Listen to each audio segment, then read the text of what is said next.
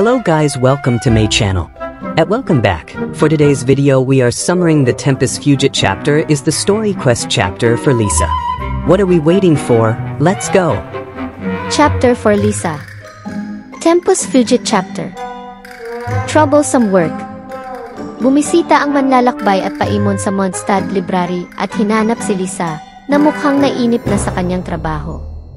Nang makita ang manlalakbay, bumuti ang kanyang kalooban at naalala niya na naglalakbay sila sa buong Teyvat, na humantong sa kanya upang magrekomenda ng gabay sa paglalakbay para sa kanila. Gayunpaman, napagtanto niya na ang libro ay na-check out at sa katunayan ay overdue na, para lang mapagtanto na may ilang iba pang mga libro na overdue na rin. Pagkatapos ay nagpasya siyang bumisita sa mga parokyano ng aklatan upang maibalik ang mga aklat at hilingin sa manlalakbay na samahan siya kung gusto nila ang gabay sa paglalakbay. Ang tatlo ay bumisita sa ilang mga lokasyon sa paligid ng lungsod at muling bawiin ang mga libro habang gumugugol ng ilang oras na magkasama sa pamimili. Sa panahon nito, pipili ang manlalakbay ng ilang mainam na regalo para kay Lisa, kabilang ang souvenir, ulam at bulaklak. Sa kasamaang palad, naantala ang idyllic excursion nang malaman ni Lisa mula kay Donna na ang librong hiniram niya ay nawawala at posibleng ninakaw.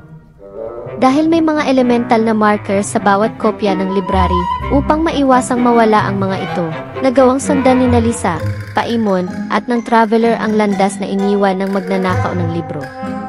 Sa kalaunan ay dumating ang trio sa mga guho kung saan tila nakatira ang magnanakaw ng libro, na humantong kay Lisa na maisip na ang magnanakaw ng libro ay bahagi ng Ibais Order. Tinatanggal niya ang selyo na nagpoprotekta sa lugar na nagpapahintulot sa kanila na makapasok. Sa karagdagang pagsisiyasat, nakita nila ang isang Creo Ibis Mage na nagngangalang Emery na nagulat sa kanilang presensya.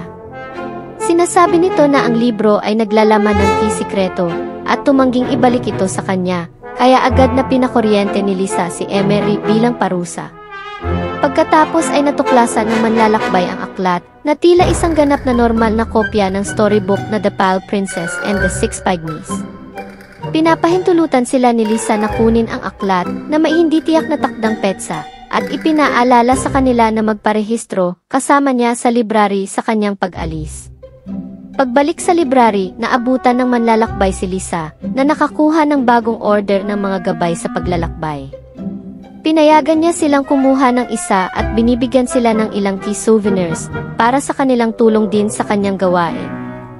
Sa pagtatapos, sinabi niya sa kanila na abangan ang susunod nilang pagruruta ng magkasama.